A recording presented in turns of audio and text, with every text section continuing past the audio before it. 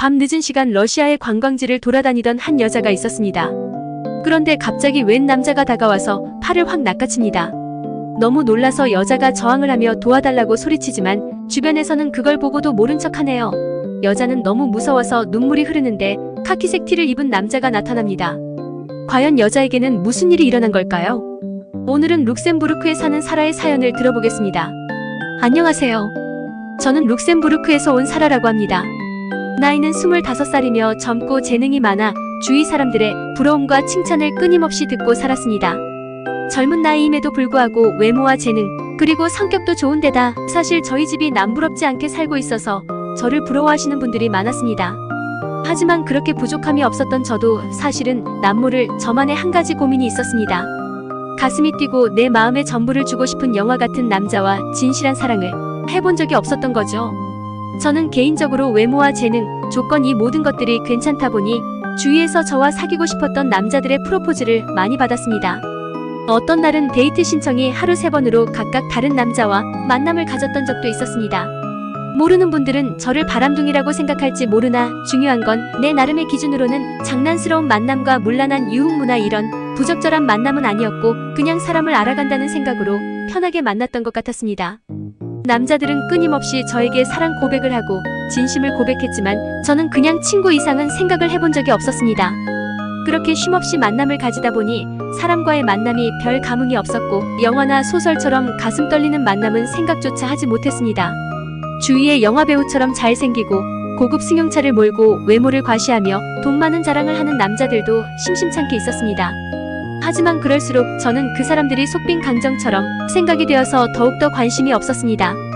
한동안 이런 의미 없는 만남과 시간을 보내던 중 갑자기 제 자신에 대해서 깊이 생각을 하게 되었습니다. 왜 이렇게 의미 없거나 불편하고 자기 과시를 하는 사람과 계속 교류를 하는지, 진정으로 내가 원하는 사랑은 뭘까? 모든 조건을 뒤로하고 오직 그 사람만 생각하는 너무너무 가슴 뛰는 사랑을 하고 싶었습니다. TV나 영화에서처럼 모든 걸 초월한 그런 사람을 만나고 싶었습니다. 그런데 사람과의 만남을 셀 수 없을 만큼 경험을 해봤지만 정작 중요한 세상에 대해서는 너무나 무해한 이었습니다. 세상을 알고 경험을 쌓으려면 여행만큼 좋은 것은 없다는 말이 생각났습니다. 그래서 저는 큰 결심을 하게 됐습니다. 이렇게 무의미하게 세월을 보낸다는 것은 너무 큰 낭비이고 시간을 좀 더 내 삶에 도움이 될 수 있도록 유용하게 보내야 된다는 생각이 들었습니다. 나의 이런 생각들을 부모님에게 말씀드리니 처음에는 반대가 매우 심했습니다. 여자 혼자서 여행을 가는 것도 위험한데 더구나 다른 나라로 여행을 간다는 얘기를 듣고는 더욱더 반대가 심했습니다. 하지만 솔직한 내 심정과 미래의 내 자신에 대해 차분하게 말씀을 드리니 듣고 있던 아버지가 결국 허락해 주셨습니다. 오히려 마음이 닫혀 있었던 아버지가 동의를 해주시면서 더 적극적으로 여행에 대해 이것저것 도움을 주셨습니다. 만만찮은 여행 경비임에도 아버지는 여유있게 지원을 해주셨습니다. 그래서 그때부터 본격적으로 어느 나라를 여행 갈지 생각을 했습니다. 우선은 러시아를 마음을 먹었습니다. 러시아는 면적이 넓고 다양한 지형과 자연경관이 존재하고 국토가 매우 크고 발레 공연으로 유명하여 생각했습니다.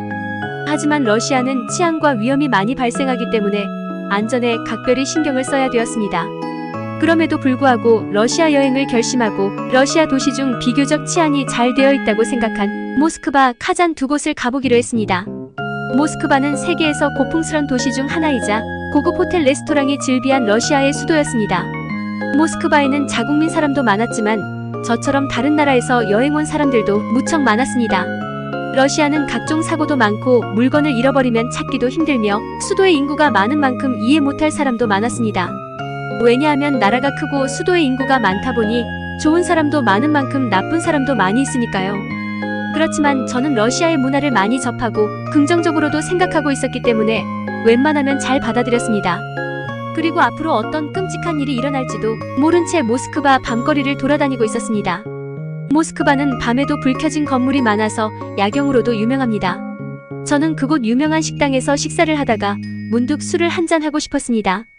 그래서 생각난 김에 술을 주문해 여러 잔을 마시게 되었습니다.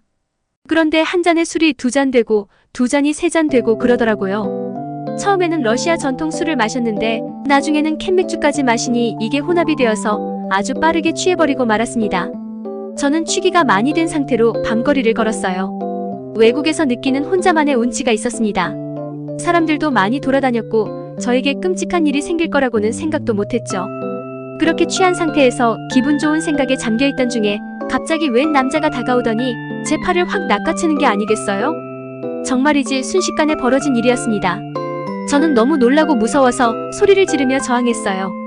처음에는 왜 이러냐고 이러지 말라고 했지만 영어로 말하는 저의 말을 그들은 알아들을 수도 없었고 설령 알아듣는다고 해도 무조건 납치를 하려고 했었던 것 같았습니다. 너무 무서워서 몸이 말을 듣지 않았고 흥분한 나머지 정신도 혼미해져 갔습니다. 그렇지만 저는 본능적으로 있는 힘껏 소리를 질렀습니다. 보통 룩셈부르크에서는 이런 일도 일어나지 않지만 갑자기 이런 상황이 벌어져서 소리를 치면 사람들이 몰려와서 도움을 요청할 수가 있는데 이상하게도 여기 주변에서는 일부러 모르는 척 자신의 길을 가는 것이었습니다. 헬프미 헬프미 하고 소리치고 도움을 요청했지만 아무도 거들떠보지도 않았습니다. 사람들이 분명히 제 목소리를 들었는데도 불구하고 다들 그냥 지나쳐가는 겁니다. 그 순간이 너무 무서웠고 공포심의 기운이 다 빠지면서 좌절감을 느끼고 눈물이 나왔어요. 그렇게 체념을 하려던 순간 또 다른 남자들이 오더니 저를 붙잡았습니다. 아마도 같은 일행들이었던 것 같았습니다. 이젠 정말 끝장이겠다. 완전히 의욕이 꺾여버렸죠. 남자들에게 손과 몸을 제압당한 채 어두컴컴한 골목 안으로 끌려 들어갔을 때 저는 정신을 반쯤 잃어버렸고 죽음의 공포까지 느꼈습니다. 그런데 그 순간 어디서 호련히 카키 색깔을 입은 남자가 나타나서 제가 있는 쪽으로 빠르게 접근했습니다. 그 사람은 저를 납치하던 일행은 아닌 것 같았고 저를 도와주려는 사람 같아 보였습니다. 제 생각이 정확하게 맞았는지 그 카키색 남자는 납치범 일당에게 러시아 말로 뭐라고 했습니다. 그러자 납치범들 인상이 싸늘하게 바뀌더니 카키색 남자 주위를 포위하며 큰 소리로 고함을 치면서 갑자기 주먹을 휘둘렀습니다.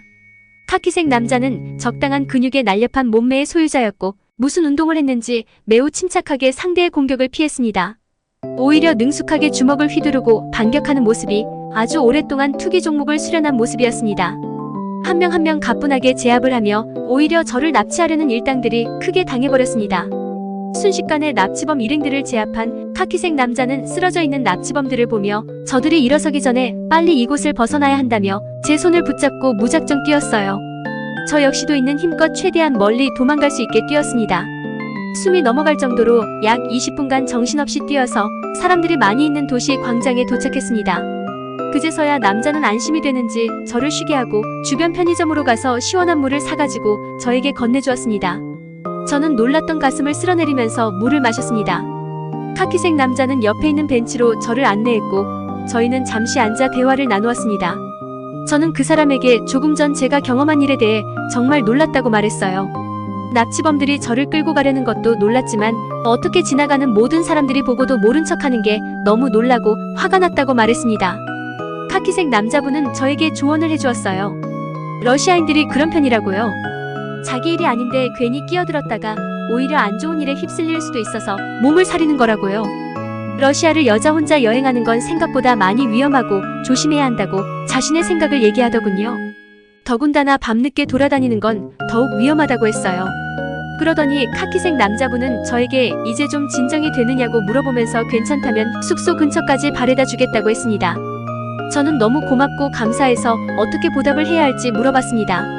카키색 남자분은 보답 같은 건 괜찮고 자신은 한국이 고향이라서 기회가 되면 한국에 한번 여행을 가보라고 하는 거였어요.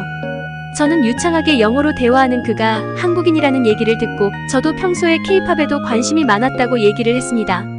그는 다른 러시아인들과 달리 위험을 무릅쓰고 저를 구해줬던 거였어요. 남자의 이름은 김영익이라고 했습니다.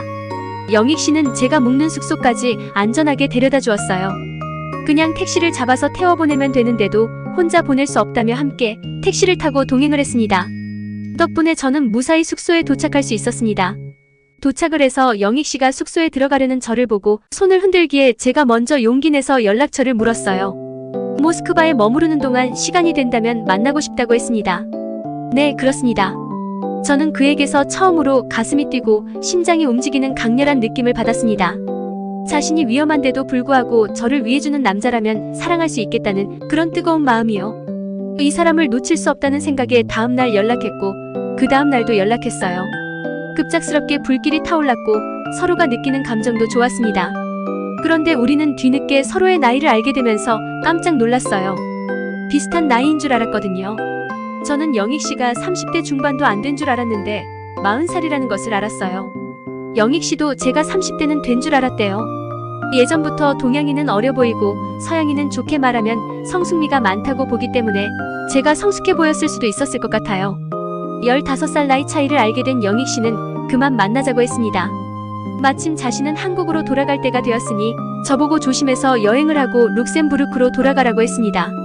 영익 씨는 명확하게 거절 의사를 밝히고 한국으로 떠나버렸어요. 저는 아무 말도 못한 채 어쩔 수 없이 그와 헤어졌지만 시간이 흐를수록 그가 너무 보고 싶어졌어요. 그래서 러시아 여행을 중단하고 한국으로 가기로 결심했습니다. 사실 한국 방문이 처음이라 그를 어떻게 찾을 수 있을까? 비행기를 타고 오는 내내 걱정도 되었어요. 그나마 다행이었던 건 모스크바에 있을 때 영익 씨가 자기가 살고 있는 곳에 대해 이야기를 해준 기억이 났어요. 한국의 대표적인 지역인 서울이나 경기도 같은 대도시가 아니라고 했어요. 경상남도 창원이라고 했었어요. 그는 시골에 살면서 가족의 농사를 돕고 읍내에서 태권도 도장을 운영하고 있다고 했습니다. 제가 납치범들에게 끌려갔을 때 영익 씨가 보여준 무술은 바로 태권도였어요. 인천공항에 도착하자마자 안내데스크로 갔습니다. 그리고 영익 씨가 살고 있다는 창원으로 가려면 어떻게 가는지 자세하게 안내를 받았습니다. 다시 김해공항으로 가는 비행기를 타고 공항에서 창원으로 가는 버스를 타고 마침내 그 동네에 도착했습니다. 당연히 정확한 주소는 알지 못했지만 영익 씨와 얘기를 할 때 태권도 도장 이름은 알려줘서 그걸 잊지 않고 기억하고 있었기 때문에 어렵지 않게 도장을 찾았습니다. 그곳에는 태권도 도장이 눈에 띄는 곳에 있었기 때문에 바로 찾을 수 있었습니다. 저는 너무 보고 싶고 가슴이 뛰어서 잠깐 동안 망설이다 건물로 들어서 체육관 문을 열었습니다. 그 순간 영익 씨와 마주쳤고 영익 씨는 매우 놀란 눈으로 저를 쳐다봤습니다.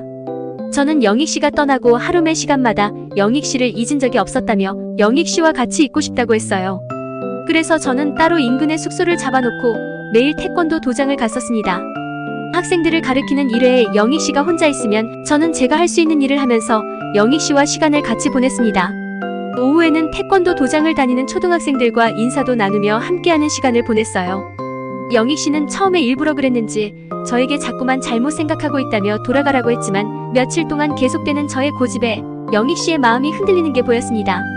그래서 저는 그 흔들리는 틈을 파고들어 제 마음을 표현했어요. 너무 사랑하고 당신 없는 세상은 고통이라고 하면서 애원을 했습니다. 그러자 굳어있던 영익 씨 마음의 벽이 조금씩 무너져 내렸어요. 지금은 어떻게 되었을까요? 당연히 저희는 서로를 사랑하며 잘 만나고 있어요. 지금은 한국에 머무르며 영익 씨와 함께 미래를 그리고 있어요. 앞으로 한국에서의 생활과 직업 등 어떻게 준비를 할지 의논을 하고 있습니다. 태권도 도장을 같이 운영하려면 저도 운전면허증이 있어야 할 것 같았습니다. 한국어도 빨리 습득을 해서 도장에 오는 학생들에게도 말도 하고 싶고 무엇보다 한국에서 생활하려면 언어를 반드시 습득해야 하겠죠. 그리고 농사일도 조금씩 배우고 싶어요. 동네에 다문화 가정이 있어서 외국인 주부들도 많이 있더라고요. 그리고 저는 카페도 차려서 외국인뿐만 아니라 동네 사람들과도 차를 마시며 얘기할 수 있는 행복한 공간을 만들고 싶어요. 이런저런 생각으로 시간이 너무 빨리 가고 행복합니다. 제 사연은 여기까지고 끝까지 들어주셔서 감사합니다. 여러분 사라씨의 사연을 어떻게 들으셨나요? 사랑을 위해 룩셈부르크에서 아무 연고도 없이 한국으로 왔네요. 사랑에 국경이 없듯이 오직 사랑한 남자를 바라보고 달려온 용기에 박수를 보냅니다.